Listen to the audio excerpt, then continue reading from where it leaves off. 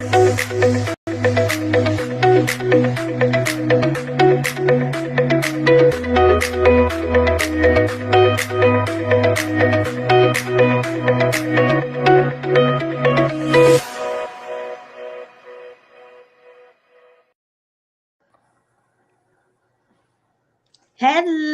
everybody. Bethany, I've got a question for you. Do you think consciousness changes our reality? Well, Sharon, based on the guests that we've had so far, I'm starting to think consciousness might not have got the memo. Well, and I agree. And I think today's conversation is going to challenge a lot of assumptions. Yes, girl, because we're talking about hypnosis, regression, therapy, past life, consciousness, and whether the stories we tell ourselves are even where the story begins. Who knows? And you know what, Bethany? That isn't small talk. This is where the questions get bigger, girl. Welcome to the Yeah, Holy they do. Shiftball podcast. I'm Bethany, your energetic bestie, alongside my fabulous soul sister, Sharon. Hey, girl. Hey. And we're here to help you turn your shit into a shift. Yes, girl. Today we're joined by someone who has spent years helping people explore the subconscious mind, heal old patterns, and access deeper levels of awareness. Absolutely. Susan Lyons is a certified clinical hypnotherapist, a board certified regression therapist, and a Reiki Master Teacher. She has spent years helping people discover the power of the subconscious mind. Yes, girl, she has dedicated her life in helping people uncover the root causes of emotional, mental, and spiritual challenges through hypnosis, regression therapy, and girl, my favorite, energy work. You know it. You know it. That's what we're all about, energy, frequency, and Yes, vibration, girl, right? right up my alley, right up my Woo! And her grandfather, Kenneth Marcus Lyons, was a hypnotherapist specializing in past life regression. So this work is part of a family legacy of Susan's that spans generations, which is just beautiful. That is. So today she helps people explore the subconscious mind, remove the limiting patterns, and discover perspectives that often change how they see themselves and their lives, girl. Exactly. So without any further ado, let's welcome Susan to the Holy Shitballs podcast. Hey, Susan. Hi there. Morning, ladies. How Yes, are you? Good. How are you? Really good. Happy to girl, be if here. I was any better, I'd be a twin. Lord help me if that was to ever happen. So, Susan, we're going to start off with the big question. Can consciousness actually change reality, or does it simply change how we experience reality? I think it kind of goes both ways, but here's how I see it. I think our consciousness is being projected into the material that we see around us, right? So our consciousness is being projected here, and based on how we receive that information, we are also creating our reality. So based on how our perception and our reaction to the situation, then we create the reality around us. So if we change our perception, we can change the reality. So we're co-creating. 100%. Susan, when did you first realize that consciousness shapes your reality? I definitely when I started studying hypnotherapy, because I started realizing that consciousness is not contained in the body. It's everywhere and nowhere all at the same time. And so if it's not being contained in this physical body, the mind is, but the consciousness is not. And so working with clients and their reactions and perceptions and the information they're getting when they're putting that left thinking brain aside is so much more expansive than, so we can get out of our own way when we're in those altered states. And I think it's just what comes out of people's mouth is so expansive and so simple and so detailed. I think when we're in our regular state of mind, we're actually limiting our experience. Limited in our experience. Absolutely. Yeah. Yes. 100 completely locked down and restricted. Yeah. Yes. Susan, for our viewers that might be new to all of this, what is hypnotherapy? What does that actually what define that for us so we, someone that might be new to this, they can kind of get a little bit of an awareness of what it is we're speaking about. Yeah. And some people that know about hypnotherapy are they probably know it through these stage hypnotists. So it's not what a certified clinical hypnotherapists do. It's What? not an act, right? Well, you don't make people cluck like chickens. Yes, no, we're not doing that at all. Basically, what we're doing is we're relaxing the mind and we're relaxing the body, and we're getting out of the egoic left brain thinking mind, and we're stepping into the more creative mind and the more heart-centered experience, which is really, we're only using 5 to 10% of our mind. And most of that is the left brain thinking mind. So you think about how expansive the other part is when we can step into it. And it is basically has the answers to everything that our soul has ever experienced in its many, many lifetimes. If you believe in reincarnation, I believe we have many, many, many experiences. And so when we get child prodigies, I think, support that theory. Yes, definitely, definitely. And I think there's actually a book called Don't Believe Everything You Think. And I know that's right, girl. Yes. That's right. And it's about how thinking causes suffering. So we get so stuck in this loop trying to figure out a problem that was probably created by the left brain thinking in the first place.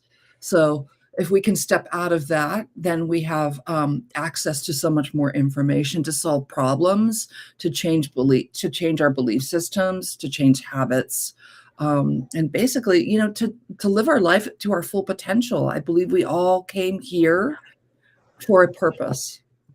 That's exactly what I assist with my clients, is to get them. Number one is to if you allow your mind to go unchecked, it is throwing out frequencies, vibrations that, if it's unchecked, it gets wonky, and your mind will lie to you. It is not truth coming out of it. And the powerhouse in which you are is connecting to that heart space. And because what we have now found is that the heart has over 40,000 neurons. The heart is sending more data to the brain than the brain is to the heart. And we have not been told, taught, or trained to connect to that one piece of technology that will absolutely change your reality. And I find it fascinating. Yeah. It's incredible. Mm-hmm. How susceptible are people to hypnosis? Yeah, well, great question, Sharon. That's a really great question. And I think obviously most people that are coming to me are open-minded to this, or they've tried everything else and nothing's working. So, but I want to say that most people that are coming to me have an open mind if they're going to be trying this alternative type of therapy, right? And I can say that most people, 98% of the time I found, are able to get into an altered state and to have some results. Sometimes it takes a little bit of trust, because people are like, okay, what is this person going to do? And so they still kind of have their thinking mind turned on a little bit.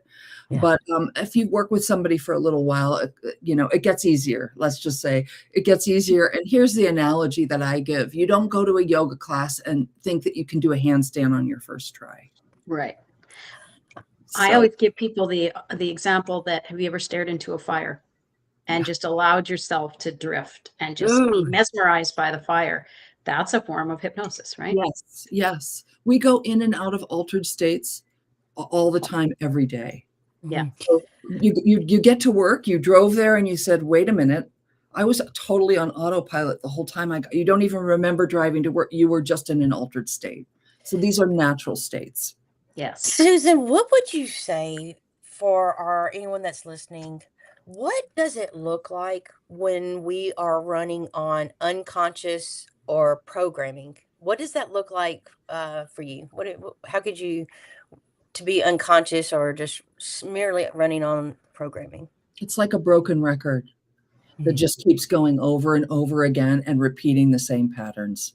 So if we're unconscious about our behavior, we're going to just keep doing the same thing.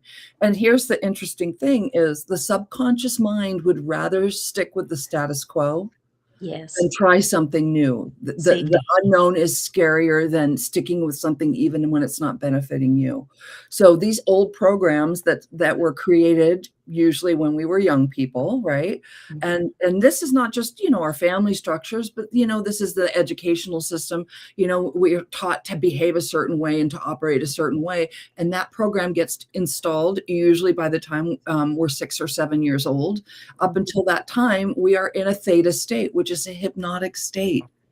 So that program gets installed and it just keeps running on and on and on until we decide, wait a minute, this is not working anymore. And we start to become conscious of our behaviors.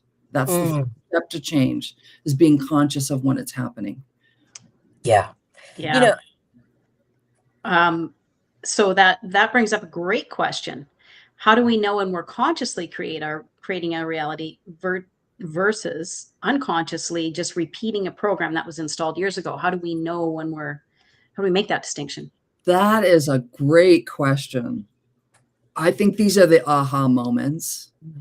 And I think you feel it in the moment. I remember a personal story of mine, when I realized that, oh my gosh, I had been working on myself for a while. And then I understood in a moment that I had just changed a behavior, because I became aware of, oh, I always do this thing this way, and I'm going to sit back and I'm not going to operate that way today. And then when I saw what was happening, I realized it in that moment that I had just made a switch. Yes. Yeah. Susan, as a hypnotherapist, you've seen people absolutely transform their beliefs, their emotional habits, and even the physical symptoms. What has that taught you about the power of the subconscious mind? And I'm going to add a second question to that. What, once you gain access to the subconscious mind, how can you repattern the subconscious? Well, I will say that it's repetition. I mean, these old patterns have been installed and have been running over and over and again. I mean, maybe for 50 years of our life, right? So if Mhm. we're going to change a behavior, we need to rewire the brain literally. So this is going to take practice and repetition to rewrite that program. So get a new neural pathway opened up. Yes. Yeah. By consciously making a new choice. Yes, exactly, exactly. And I think another really easy way to change our reality or start to alter our reality, and then this is going to sound very cliche and very simple, but it works, is a gratitude journal. Oh, Mhm. Raises our 100%. vibration. And when Yes. we raise our vibration and we're more in the present moment and paying attention to what's happening, then we can make the change in the moment. But most people are running on empty, and they are just focused on the thing they need to do to get through the day, right? And they're running around, they're rushing around, they don't have a quiet moment or slow down enough to really see what's happening right in the present moment. Or even consciously know that they should. Some people just, it's so natural to them to be focused, to go to work, to get up, to take the kids to baseball, soccer, hockey, whatever, and come home, make dinner, sit in front of the TV, rinse, repeat. And Yes. it doesn't even occur to them that Yep. there's another way to live. Yes. So your point brings up another good question. What percentage of our lives do you think are being driven by subconscious programming as opposed to living in conscious choice? Ooh. That's a really good question. I have no idea of the percentage, but I'm going to say probably most people are running on 90% subconscious programming. Mhm. Wow. Without any Mhm. idea that they can change their And, lives. and it's constantly reinforced by everything around us. That's the other layer to this. It's not just the programming, the operating system that got installed when we were a young person. It's reinforced by everything in our media and everything in our social structure, right? Mhm. Mhm. Let's say 90%. That's interesting because that's one thing that I guide, my clients through is, how, because they ask me, Bethany, how do I gain awareness? And I can't help but to lead them back to that one piece of technology that they're walking around with, and that's the heart. When you gain access to the heart without the mind, it brings you to the present moment. And when you have the Mm, present moment, you have an opportunity to either react or respond. Yes. And what's the difference? And changing that subconscious is, opening up those new neural pathways. And it can be just as easy as, if you brush your teeth with the left hand, start brushing your teeth with the right hand. Exactly. If you put your pants on with the left leg, put it on with the right leg. And that brings you to presence, because you're having to consciously make a different choice. Yes. Take a different route to work in the morning. Yes. Or if you're going to the store and you always go a certain way, or even if you're going for a walk at, whatever, morning, noon, night, then, change your route. Go for a Yes. walk in a different area, go drive to a different area or a different park or whatever, and see something new. Because then that makes your neurons rewire and fire on a different way. Absolutely. Yeah, absolutely. How big do you think energy, frequency, and vibration play a role in a person's life? Well, I think it plays a huge role. I think this is all energy. Oh, So, and it's all vibration.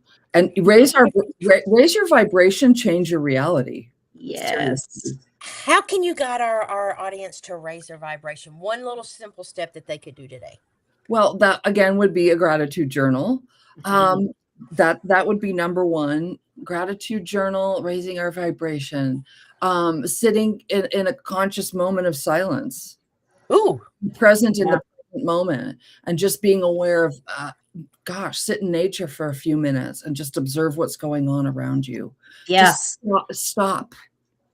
Just be present and Pause. enjoy the Yeah. eternal present moment. Yeah. Would you say then, Susan, after all these years of working with the subconscious mind and the consciousness, would you say that some of our greatest struggles in life aren't obstacles, but they're showing us that a program that it's time to change? Yes, absolutely. And I think, yes, what do we have this say, our wound is also our gift. Yes. Yes, when that's another big thing. When we change our perception of something, instead of this is happening to me, maybe this is happening for me, and I can learn something from this struggle, and I can look at it as a gift to offer, me as a person. Well, basically, I've just learned something really important through this struggle, right? And it made a change. It made an important change. Girl, Um, that is so, because I think I can speak for Sharon and I both. The what our reality has shown us, like through the death of my only child, and through the transformation that Sharon has went through in her own life. Though when going through it, it was the war. It's like, I cannot believe this is happening to me. But once you come out the other side, I am beyond grateful for everything that I have Yes. experienced, because it brought me back to myself, back to this moment right here and right now. And like you said, that I like to be grateful, because that's a state of being. So being in that state of being of just absolute gratefulness for everything that we've experienced, without trying to make it right, wrong, real, relevant. It's just what it is, because it's allowed me to connect with that part of myself that I had been disconnected from for so long. yeah. Exactly. Like, it really boils down to a simple thing, that the worst thing that we think has happened in life that we're trying to outrun and we don't want any part of becomes our greatest teacher, our Yeah. greatest inspiration, and the greatest gift we could have ever received. Yeah. Yeah. And for anybody that's listening today, if it's a reoccurring theme or pattern that keeps coming up and keeps tapping you on your shoulder, your higher self is giving you a message. You're ready to process this. You're ready to learn something from this to make a change. So especially if it's something that keeps coming back around, pay attention. With everything that's going on in the world today, what do you think, if you could look at the subconscious programming of humanity as a whole, what do you think is the biggest belief we're collectively carrying that no longer serves us? Ooh. Woo! Sharon's got the questions today, girl. I don't know. I'm in flow. Yeah. Um, I think we don't have choices. Woo! Oh, okay. That is so true. we think that we need to follow along with a pattern that's been set up or a system that's been set up. We all want a sense of belonging. We all want to belong. We all want community. But sometimes that means you have to fit into a box and behave a certain way and do things a certain way. And that might not be who you are on a soul level. And so realizing that we have choices and that we, we can step into our power, right? And we can be who we came down here to be. Step away from the construct for a minute. And like you say, live in our right brain instead of our left, like we were taught and told to do from a young age. Yeah. Get rid of your creative side and follow, the analytical thinking. Analytical side. Yeah. Yeah, we love it. Probably some of us as children were told, oh, you have such a rich imagination. Well, that sounds derogatory, but nothing in this world was created without somebody imagining it first. Yep, it was thought first. There's nothing new under the sun, is there? Well, I love it, Susan. You have just pretty much put it that, maybe we've been giving our power away, giving our power to connect with ourselves, looking outside of ourselves to find the answer, the acceptance, and really it's all about connecting from within and following that heart and shutting maybe that analytical thinking mind off. And what I have found for myself is that healing is so stupid simple. It is. Yes. It is. You're right. Really, But it's hard when you're in the thick of it. Yes. But it is. And but it takes awareness, it takes consciousness, it takes a steady choice, the awareness that I have choice in what I think, feel, and believe, and stop giving your power away to outside forces. It's an inside job is what I say. Yes, it is. Yeah, I have a friend who has that on her wall. Happiness is an inside job. Yes, absolutely. I love it. Well, we got to the section now. Our Sharon and I's favorite section, isn't it, girl? It is called Shit or Shift. And so we're going to ask you a series of questions, and you tell us if it's a shift. If it's expansive, yes. And if it's a shit, it's a program, get it out of here. No way, not having it, no how. All right, first question. If changing your beliefs changes your choices, and your choices change your life, did consciousness change reality? Shit or shift? Shift. Give me just a small. You'd have to repeat that again. We'll just go with shift because it is. Gaining awareness. Yes. Go ahead, Sharon. The greatest limitation in a person's life isn't usually is invisible to them. Shit or shift? Your greatest limitation, is it invisible to you? Shit or shift? Oh my gosh. Shift. Why? I'm having a hard time following. Okay. We'll move on. Okay. Sorry. No, you're doing great, girl. You're doing great. Yeah. There's the great thing about this is that there's no right or wrong answer. Yes. It's true. just it's just awareness and possibility. So when people say, I'll believe it when I see it, should they actually be saying, I'll see it when I believe it? So are they, I love this because, so many people will be like, well, I have to believe it. I have to see it to believe it. When really, once you believe it, baby, you'll see it. Yeah, exactly. That's good. Yes. Yeah. I know it. Maybe I don't see it, but I can feel it. Yeah. Yeah, exactly, girl. Exactly. And when you believe it, you'll eventually see it. Yes. And I think that's another thing that people get lost in or lose faith in, is because they're like, okay, I believe this today. I believe it. I believe it. But until it becomes a real internal part of your being and your belief system, things don't change. So when they surface level say, oh, I believe pigs can fly, then they're not going to see flying pigs because they don't really, really believe it. Mm-hmm. Well, they might see it, but it might be in a storybook. Yeah, I mean, exactly. Oh yeah. you Or might watching the really Disney Channel. see a pig flying, but it Yeah. be on a book cover or something, But Yeah. so it's interesting how the reality, throws out stuff to you. Absolutely. Absolutely. So, Susan, people don't fear change. They fear losing the identity they built around themselves. Shit or shift? Mm. That's a shift Mhm. because oh, wow, your questions are killing me to follow up with the Well, answer. I had an answer. I keep having an answer, and it was right there. It's all good, Susan. It's all good.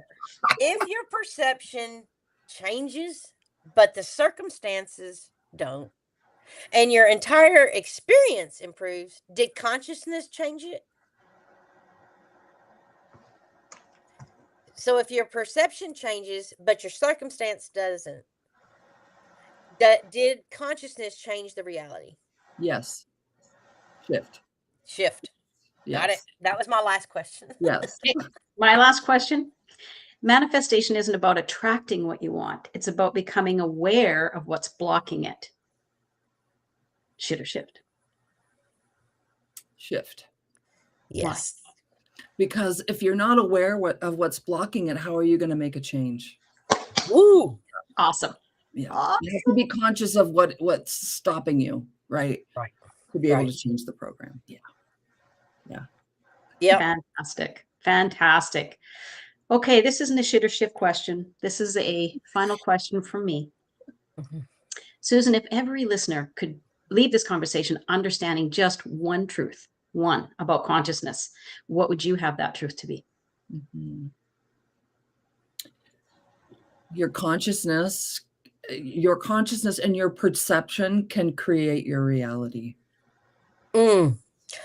You know what? Mic drop. I love that, Susan, because I think what this entire WTF is consciousness series we are, is talking about. That's what it's all about. Not telling That people what to sentence right believe, there. Yeah, not convincing anyone of anything. It's about becoming curious enough to Yeah. question what you've assumed was true. Because whether consciousness changes reality or not, one thing's certain: the moment you become aware of something, you cannot become unaware. exactly. Absolutely. So, Susan, how can people, our audience, connect with you Yeah. and So work with you? yes, my website is discover your TRU without the E self .com. Mhm. And so that's where people can find me and they can work with me. I also do a monthly past life regression group. The information is also on my website. That is online, so anyone can join from anywhere. So yeah, that's also a really good way to kind of dip your toe in if you're interested in reincarnation and past life regression. Love it. Love Love it. it. Love it. Well, Yeah. thank you so much, Susan, for coming on and sharing your heart, your awarenesses with our audience. I know Mhm. for me, it shifted some new perspectives for me. And Sharon, do you have any final words? Well, I think as Bethany said, that what we discussed here today is really the epitome of what this whole consciousness series, the What the F is Consciousness series, I think that's exactly what it was about. We encapsulated it. Thank you so much for doing that for Yeah. us today, Susan. Thank you Thank so you. much for Appreciate that. having me, ladies. Thank you. Thank you. Thank It's been you. a pleasure. You. Love it. Wow. That was really good. That was a great Well, show. girl, that was amazing. What a divinely guided being, she Yes. is, and just a plethora. And you can really feel the energy coming off of her. I could feel it within my field. So I'm so grateful for that. So Sharon, sweetheart, who do we have on the show next week, girl? We have our friend Olga is coming back. Olga, whose last name we can't pronounce. She's coming back. And That she's going girl. to, yeah, that one, that beautiful soul called Olga. One of my favorites. I love Olga. But she's Yes. here to discuss emotions and consciousness and how consciousness affects emotions, or do emotions affect consciousness? How does that work? Wow. What's happening? So, yeah, she's going to take us a deep dive into that, which will be really interesting. Yes, I am really looking forward for that conversation. Well, Sharon, just like always, it's been an amazing Thursday One, morning to spend it with you. has been. It's been wonderful. And I want to thank everybody who's watching and commenting. And as always, Danny, it is wonderful to have you in the house and hear all of your amazing thoughts as the show goes on. Well, Sharon, once again, girl, remember, when life kicks you in the balls, be sure to tune in to your Holy Shiftball podcast. Where we help you turn that shit into a shift. See you next See you Thursday. next